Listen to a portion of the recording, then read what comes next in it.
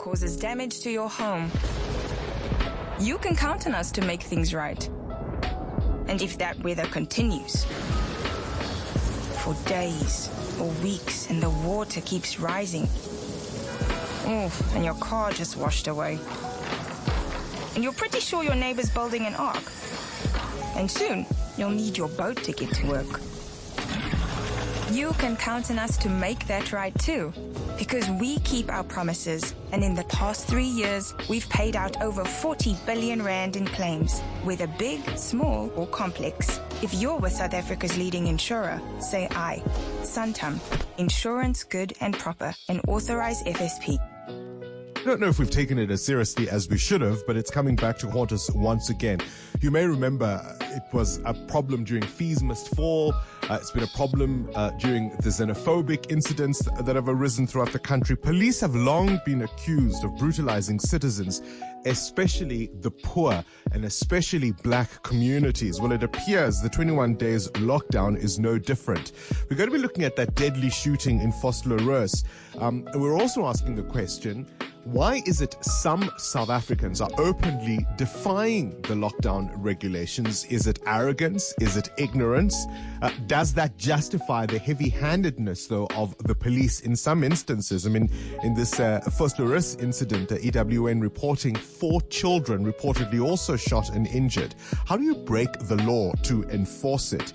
We're also going to be looking, I think, and I think this is a big society conversation, there are too many things that for too long have been acceptable in South Africa.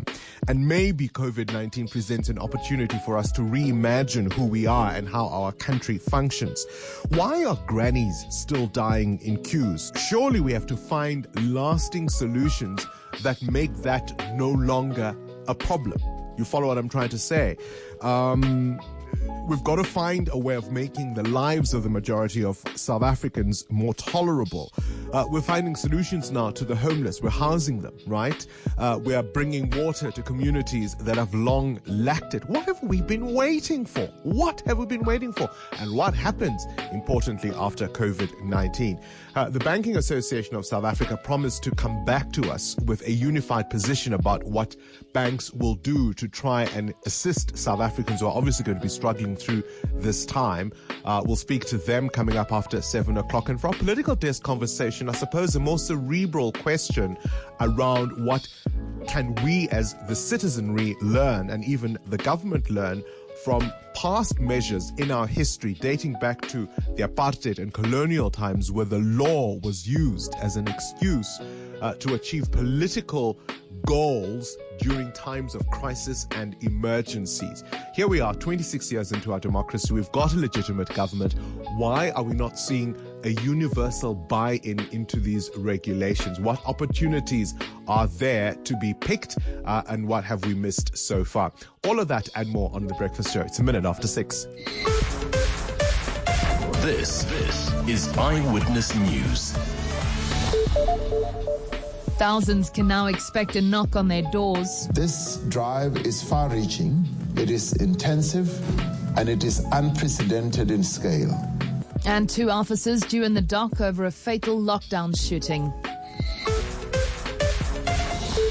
Good morning, I'm Tara Penny. President Cyril Ramaphosa has announced a major new screening and testing initiative aimed at curbing the spread of COVID-19. He addressed the nation last night for the first time since the 21-day national lockdown began. He confirmed 3 people have now died here in SA from the coronavirus, and there are now at least 1,326 cases of the disease. Kevin Brunt reports. As the nation is day 5 of lockdown, government is planning to deploy 10,000 field workers in a mammoth testing, screening and management drive. They will go into communities to screen citizens. Those with symptoms of COVID-19 will be tested. This drive is far-reaching, it is intensive, and it is unprecedented in scale. The program will harness mobile technology to help trace those who have been in contact with positive cases. But major programs like this cost money. Money that the nation doesn't have. Money will be more expensive to borrow after the Moody's downgrade on Friday. We are pushing ahead to implement the necessary health interventions and economic and social measures to contain the spread of the disease and alleviate its effects on our people. Ramaphosa has called on every South African to do their bit to help flatten the curve by staying home and avoiding social contact. Kevin Brand, Eyewitness News. And a Kuruleni Metro Police official and a security officer are expected to appear in the Boksburg Magistrates Court this morning in connection with the murder of a Vosloorus man. The pair allegedly followed the man all the way home on Sunday and shot him several times following an altercation on a street where he had apparently been drinking with others against lockdown regulations. Tato Matlakwana has more. Sibusiso Amos's family describes him as the ideal uncle, despite the grief in his soul and eyes and overall discomfort at having to talk of her brother in the past tense. Tembikaisa Amos is overcome by warmth and has a faint smile when she talks about her brother. He was the uncle. He was wake up at 4:30, clean the yard, clean the house, make sure the gate is open for the kids to go to school. Although the family does not dispute that Sibusiso could have been a part of a group of men who clashed with police at a nearby tavern before the commotion started, they are still puzzled by how he was killed. He was literally beyond being logical.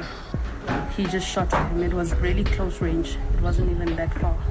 It was really close range because I was standing right behind him. Having stayed home since the lockdown was implemented, now Tembikaisa says the prevention of COVID-19 is a secondary priority in her life. Teto Mahlakwana, Eyewitness News. SASSA says it's seen an unusually high number of beneficiaries using the post office and supermarkets to withdraw their money. The Social Development Department has been paying grants earlier than usual this month to limit the number of people in one place to curb the spread of COVID-19. 3 pensioners died yesterday while collecting their grants. Khomotso Modise reports. SASSA says some of its pay points in the Western ran out of money because some beneficiaries who usually withdraw cash from ATMs decided to go to the post office. CEO Busisiwe Memela Kambula. That because of more trust of the post office, which I wouldn't understand because in any case, for the past 2 years since we had a relationship with the post office and the retailers and the banks, they've always the transactions have been spread out in all the different channels. She says beneficiaries need to be educated on how their payouts work. But it's not the cash that they need to have in their hands. But I think the panic and the fear is also causing more challenges in the environment. Some community patrollers assigned to ensure social distancing is observed say they were not prepared for the turnout at pay points yesterday, but they'll try to enforce the law better today. Khomotso Modise, Eyewitness News. Taking a wider look now at the virus that's infected over 785,000 people. The latest statistics show more than 37,000 people have died, while over 165,000 have recovered. Ugandan President Yoweri Museveni has ordered a 14-day nationwide lockdown. He's announced private vehicles will be banned from roads after earlier restrictions were ignored, requiring cars to only carry 3 passengers, as some people were using their vehicles to transport others. Uganda currently has 13 confirmed coronavirus cases, 0 deaths and no recoveries. Moving to New York now, State Governor Andrew Cuomo says the death toll has reached a staggering number there. He's confirmed more than 1,000 New Yorkers have died from COVID-19, and he's calling on health workers to travel to the state and help save lives. More details are starting to emerge about Japan's measures to tighten its border control. It's banning entry for nationals from the US, Canada, China, South Korea, as well as most of Europe, including the UK. In a situation mirrored around the world, Australian authorities are also contending with several cruise ships that have reported sick passengers on board. In some cases, very ill passengers and crew members have been brought to shore for treatment. However, officials have told the BBC there's only so much humanitarian care they'll show. And Facebook has removed several videos by Brazilian President Jair Bolsonaro saying they promoted disinformation about self-isolation during the pandemic. The social media platform explained that the posts on Facebook and Instagram violated its COVID standards. Bolsonaro has, over the past few weeks, frequently downplayed the danger of the virus and has lashed out at state and municipal officials who implemented lockdowns and other measures. He's also accused the media of fear-mongering over the situation. For all the latest on the pandemic, you can log on to EWN.co.za. Gold's at $1,612.85 an ounce. The rand's at 17.91 to the dollar, 22.12 to the pound, 19.77 to the euro. Brent oil's at $23.20 a barrel. Traffic off to a good start this morning